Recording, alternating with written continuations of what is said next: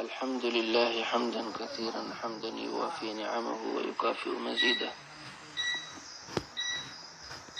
وأصلي وأسلم على سيد المرسلين وأفضل من أعطاه الله النبوة والرسالة وصاحب الشفاعة يوم القيامة، وأكرم مخلوق حوته كرامة. أما بعد، فيقول الله تبارك وتعالى: إن أول بيت وضع للناس للذي ببكة مباركا وهدى للعالمين، فيه آيات بينات مقام إبراهيم ومن دخله كان آمنا. وقال تعالى: لمسجد أسس على التقوى من أول يوم أحق أن تقوم فيه رجال يحبون أن يتطهروا والله يحب المطهرين. وقال النبي صلى الله عليه وسلم: من بنى لله مسجدا بنى الله له بيتا في الجنة، أو كما قال عليه الصلاة والسلام. إلهي سبحانه وتعالى ayaan ku mahadinaynaa diintan islaamka ee qiimaha badan soo waafajiyey diinta ilaahay agtiisa loogu jecel yahay. dhammaanteen waxaan wada ogsoonahay qof walba oo muslim ah in ilaahay subxaanahu wa tacaala bacda shahaadateyn uu ku farad yeelay 5 salaadood inuu tukado. 5 salaadood uu tukanayo meesha ugu afdalsan ee lagu tukado waa masjidka ilaahay subxaanahu wa tacaala oo baytullah la yiraahdo. المساجد بيوت الله.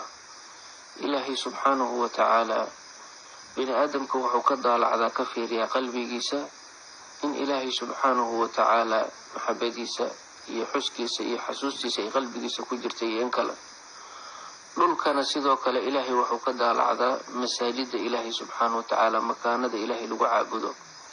ساس درتد إلهي سبحانه وتعالى markii uu dhulka abuuray, dhulka waxa laga abuuray meeshii ugu horeysay ee dhulkan qallalan ee ardul yaabisa ah waxa laga sameeyay waa Kacbada Makka.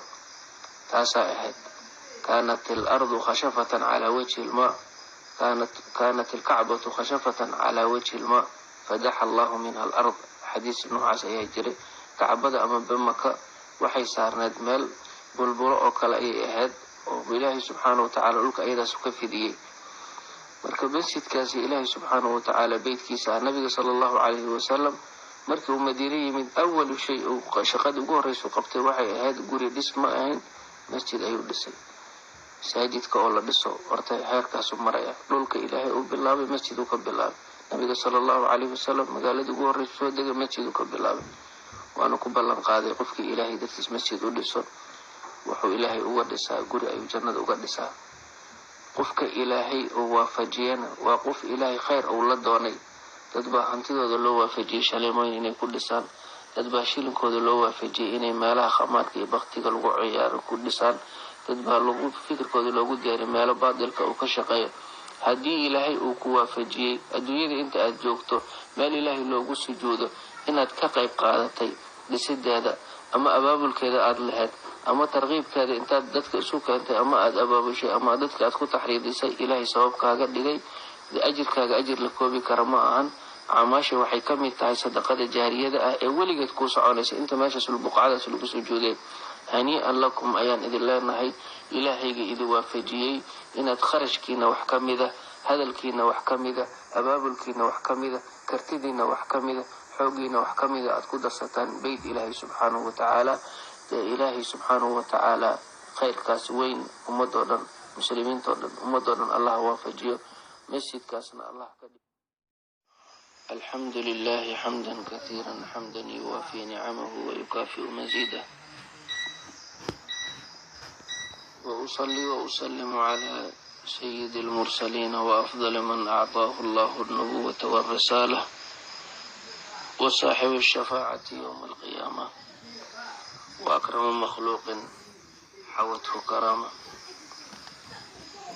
أما بعد، فيقول الله تبارك وتعالى: إن أول بيت وضع للناس للذي ببكة مباركا وهدى للعالمين، فيه آيات بينات مقام إبراهيم ومن دخله كان آمنا. وقال تعالى: لمسجد أسس على التقوى من أول يوم أحق أن تقوم فيه رجال يحبون أن يتطهروا والله يحب المطهرين.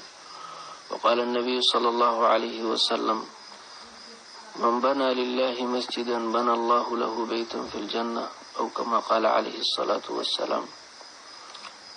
إلهي سبحانه وتعالى أيانكم هذينينا diintan islaamka ee qiimaha badan soo waafajiyay diinta Ilaahay agtiisa loogu jecel yahay. dhammaanteen waxaan wada ogsoonahay qof walba oo muslim ah in Ilaahay subxaanahu wa tacaala bacda shahaadateyn uu ku farad yeelay 5 salaadood inuu tukado. 5 salaadood uu tukanayo meesha ugu afdalsan ee lagu tukado waa masjidka Ilaahay subxaanahu wa tacaala oo baytullah la yiraahdo. masaajida al-masaajid buyutullah. ilaahay subxaanahu wa tacaala bini aadamka wuxuu ka daalacdaa ka fiiriyaa qalbigiisa in ilaahay subxaanahu wa tacaala maxabadiisa iyo xuskiisa iyo xasuustiisa ay qalbigiisa ku jirtay in kale dhulkana